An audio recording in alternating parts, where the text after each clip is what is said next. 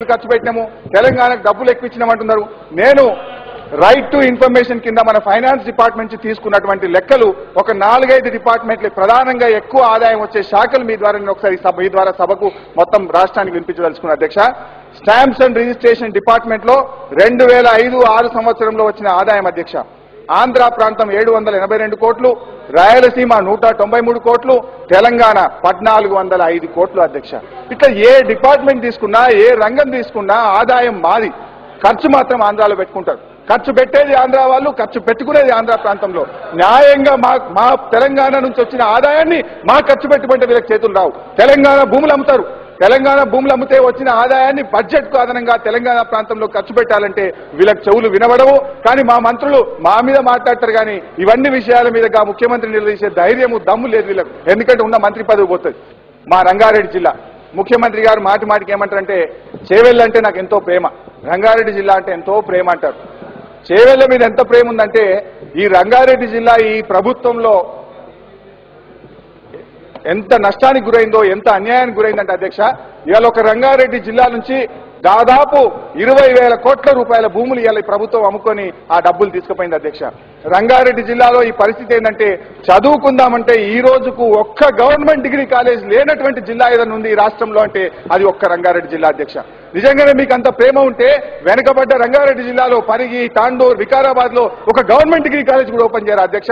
ఇలా గుంటూరు జిల్లాలో ఎయిడెడ్ మరియు ప్రభుత్వ కాలేజీలు 28 కాలేజీలు ఉన్నాయి. కృష్ణా జిల్లాలో 26 గవర్నమెంట్ డిగ్రీ కాలేజీలు ఉన్నాయి. కడప జిల్లాలో 26 గవర్నమెంట్ డిగ్రీ కాలేజీలు ఉన్నాయి. మా రంగారెడ్డి జిల్లాలో ఒక్క గవర్నమెంట్ డిగ్రీ కాలేజ్ లేదు. Is it not the shame sir? ఇంతకంటే అన్యాయం ఏమైనా ఉంటుందా సార్? మా మెదక్ జిల్లాలో 7 గవర్నమెంట్ డిగ్రీ కాలేజీలు ఉన్నాయి. ఒక గవర్నమెంట్ డిగ్రీ కాలేజ్ కావాలని ఎన్నిసార్లు అడిగినా కానీ ఈ ప్రభుత్వం పట్టించుకున్నటువంటి పరిస్థితి. ఇవాళ రంగారెడ్డి జిల్లా భూములు అమ్ముకుంటారు కానీ రంగారెడ్డి జిల్లాకు చదువుకునే ఆ పిల్లలకు అవకాశాలు ఇయ్యరు. రంగారెడ్డి జిల్లాకు మేము చేవెళ్ల ప్రణయిత ప్రాజెక్టు ద్వారా నీళ్లు తెస్తా అని చెప్తారు ముఖ్యమంత్రి గారు. 4 సంవత్సరాల నుంచి డిపిఆర్ తయారు కాలే, 4 సంవత్సరాల నుంచి ఎస్టిమేట్లు ప్రిపేర్ కాలే, ఎలక్షన్లు వచ్చినాయి, ప్రజలు నిలదీస్తారు కనుక చివరి సంవత్సరం ఇప్పుడు ఏం చేసిందంటే చేవెళ్ల ప్రణయిత ప్రాజెక్టుకు 200 కోట్లు పెట్టింది అధ్యక్ష. ఇంత అన్యాయమా సార్? ఆ ప్రాజెక్టు కాస్ట్ 20,000 కోట్లు. 20,000 కోట్ల ప్రాజెక్టుకు 200 కోట్లు పెట్టింది అంటే 1%. ఈ లెక్కన 100 సంవత్సరాలైతే కూడా చేవెళ్ల ప్రణయిత ప్రాజెక్టు పూర్తి కాదు. ఇప్పుడు బతికున్న ప్రజలు ఎవరు కూడా నీళ్లు చూడరు. ఇది తెలంగాణ మీద ముఖ్యమంత్రి గారికి ఉన్న ప్రేమ. ఇవాళ కడప జిల్లా ప్రాజెక్టులో, రాయలసీమ ప్రాజెక్టులేమో ఆగా మేఘాల మీద ఉత్తర్వులు వస్తాయి, ఎస్టిమేట్లు అవుతాయి, డబ్బులు శాంక్షన్ అవుతాయి, పోలీస్ పహారాలో పనులు నడుస్తాయి, డే అండ్ నైట్ పనులు నడుస్తాయి. కానీ తెలంగాణ ప్రాజెక్టులు నడవై. తెలంగాణ ప్రాజెక్టులకు నిధులు ఇవ్వడానికి చేతులు రావు. తెలంగాణ ప్రాజెక్టులో అంతా అవినీతి.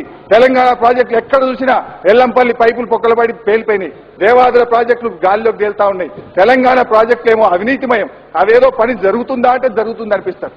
ఏమనంటే ఇంకోటి ఏమంటారు, తెలంగాణ ప్రాజెక్టులకు పెద్దపీట వేసినాం. నీళ్లున్న ప్రాణహిత చేవలకేమో నిధులు ఇయ్యరు. నీళ్లు లేని ప్రాజెక్టులు, నీళ్లు రాని ప్రాజెక్టులు, కాలువలు తవ్వి తెలంగాణ ప్రజల్ని మభ్యపెడతా ఉన్నారు తప్ప 6 జిల్లాలకు 12.5 లక్షల ఎకరాలకు నీళ్లు వచ్చే ప్రాణహిత చేవలకు